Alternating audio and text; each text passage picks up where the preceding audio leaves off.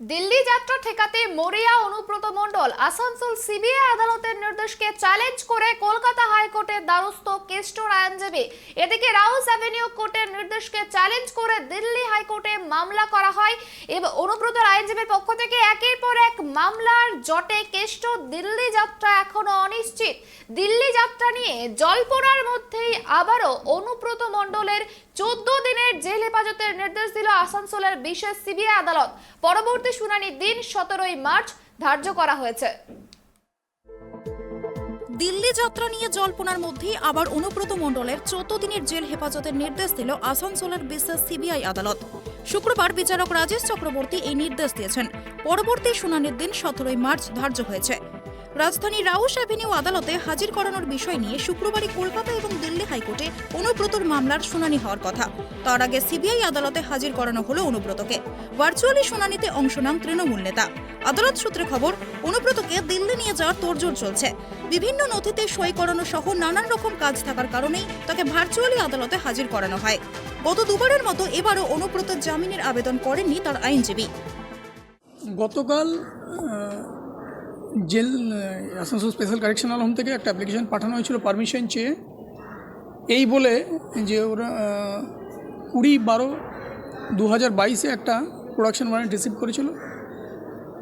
সেই প্রোডাকশন ওয়ারেন্টটার স্ট্রেংথে অ্যাকিউজডকে দিল্লিতে নিয়ে যাওয়ার পারমিশন দেওয়া হোক, সেই অ্যাপ্লিকেশনটা কালকে জেল অথরিটি করেছিল এখানে। সেটা ইনিশিয়ালি অ্যালাউ হয়েছিল। তারপর আমরা যখন জানতে পারি, আমরা তখন একটা অবজেকশন রেজ করেছিলাম, একটা অ্যাপ্লিকেশন দিয়েছিলাম যে অর্ডারটাকে সাসপেন্ড করা হোক, এই গ্রাউন্ডে যে ওই প্রোডাকশন ওয়ারেন্টটা দিল্লি হাইকোর্টে চ্যালেঞ্জ হয়েছিল এবং দিল্লি হাইকোর্টে ইডি ওরালি সাবমিট করেছিল হাইকোর্টের কাছে যে যতদিন না ওই ম্যাটারটা ডিসপোজ হচ্ছে আমরা প্রোডাকশন ওয়ারেন্টটা এক্সিকিউট করবো না। যাই হোক, আমাদেরকে শোনার পরও কোর্ট আমাদের অ্যাপ্লিকেশনটা অ্যালাউ করেনি। ন্যাচারালি ওই জেলে যে নিয়ে যাওয়ার ব্যাপারটা ওটা রয়ে গেছিলো। আজকে অনুব্রত মণ্ডলের ফিজিক্যাল প্রোডাকশনের ডেট ছিল কোর্টে, কিন্তু আজকে আবার জেল অথরিটি থেকে একটা প্রেয়ার করে যে ওকে দিল্লি যাওয়ার যে নিয়ে যাওয়ার যে প্রসেসটা দ্যাট ইজ আন্ডার প্রসেস, ওই জন্য ওকে ভার্চুয়ালি প্রোডাকশন করার পারমিশন দেওয়া হোক। কোর্ট পারমিশন দিয়েছিল, ওকে ভার্চুয়ালি প্রোডাকশন করা হয়েছিল। আমাদের তরফ থেকে বেল অ্যাপ্লিকেশন কিছু করা হয়নি, কিন্তু ওনার ফিজিক্যাল কন্ডিশন কিছু প্রবলেম ছিল, সেগুলো উনি নিজে যখন ভিসিতে প্রডিউস হয়েছিলেন কোর্টের সামনে বললেন। কোর্ট জেল অথরিটিকে ডাইরেকশন দিয়েছে যে যতদিন না নিয়ে যাওয়া হচ্ছে অ্যাকচুয়ালি ততদিন যেন রিকুইজিট মেডিকেল ট্রিটমেন্ট ওনাকে প্রোভাইড করা হয়। এবং নেক্সট ডেট প্রোডাকশানে 17 তারিখে ফিক্স হলো। আজকে কি তাকে নিয়ে যাওয়া হচ্ছে বলে কোনো খবর আছে? এটা জেল অথরিটি বলতে পারবে।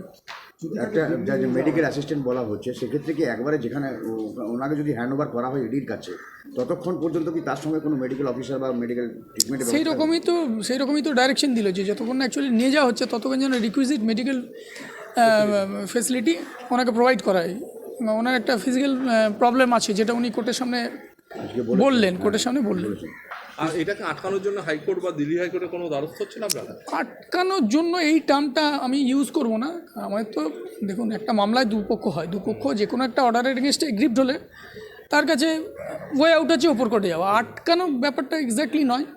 এবার কালকে যেটা হয়েছে, এটা যদি দেখেন একটা জিনিস, যে যখন ইডি অনারেবল দিল্লি হাইকোর্টের সামনে বলছে এবং that was published in the media, আমরা সেটাও কোর্টকে জানিয়েছিলাম যে ওনাদের সাবমিশন, ওখানে যে স্পেশাল পিপি ছিলেন, যে যতক্ষণ এই ম্যাটারটা ডিসপোজ অফ হচ্ছে আমরা এই প্রোডাকশন ওয়ারেন্টটা এক্সিকিউট করবো না। এবার despite that assurance to the court, হঠাৎ করে তারা এখানে আবার প্রোডাকশন ওয়ারেন্ট পাঠালো এবং প্রোডাকশন ওয়ারেন্টটার এক্সিকিউশন চেয়ে এখানে পারমিশন চাইলো জেল অথরিটি। আমরা এই জিনিসটা ভেন্টিলেট করেছিলাম। আপনি বিচারকের কাছে আজকে দুটো প্রেয়ার করেছিলেন, সেই প্রেয়ারগুলো কী ছিল? আমি প্রেয়ার করেছিলাম বলতে, আজকে যে ভার্চুয়াল প্রোডাকশনের যে অ্যাপ্লিকেশনটা ওরা করেছিল, আমরা বলেছিলাম যে যেহেতু আমার রাইট আছে to be produced before the court physically on the date fixed, virtually করছে তার তো একটা রিজন থাকবে। এবং সেই মর্মে যে অ্যাপ্লিকেশন, সেটাতে আমি এফেক্টেড, ন্যাচারালি ওই অ্যাপ্লিকেশনটা পাওয়ার রাইট আমার আছে। কোর্ট তখন আমাদেরকে বললো ঠিক আছে আপনি অ্যাপ্লিকেশন করুন, সেই অ্যাপ্লিকেশনের বেসে আপনাদেরকে সে কপিটা দেবো। তারপর আমরা অ্যাপ্লিকেশন করেছিলাম, দিয়ে জেল অথরিটি পাঠানো যে অ্যাপ্লিকেশনটা সেটার কপি আমাদের সার্ভ করা হয়েছিল। দ্বিতীয় এটা না, আর কোনো অ্যাপ্লিকেশন করা হয়নি, বেল অ্যাপ্লিকেশন কিছু করা হয়নি। অনুব্রতকে দিল্লিতে হাজির করানোর পরোয়ানা কেন কার্য হয়নি? মঙ্গলবার দিল্লির রাউস অ্যাভিনিউ আদালতে সেই প্রশ্নের মুখে পড়েছিল ইডি। তার দুদিনের মধ্যেই গরু পাচার মামলায় ধৃত অনুব্রতকে আসানসোলের জেল থেকে দিল্লি নিয়ে যাওয়ার তৎপরতা শুরু হয়েছে। বৃহস্পতিবার আসানসোলের বিশেষ সিবিআই আদালত এ বিষয়ে প্রয়োজনীয় পদক্ষেপ করার নির্দেশও দিয়েছে সংশোধনাগার কর্তৃপক্ষকে। তারপরই শুক্রবার আসানসোলের সিবিআই আদালতের নির্দেশকে চ্যালেঞ্জ করে কলকাতা হাইকোর্টের দ্বারস্থ হয়েছেন অনুব্রত। উচ্চ আদালতের বিচারপতি বিবেক চৌধুরী তৃণমূল নেতার আইনজীবী সন্দীপন গঙ্গোপাধ্যায়কে মামলা দায়েরের অনুমতি দিয়েছেন।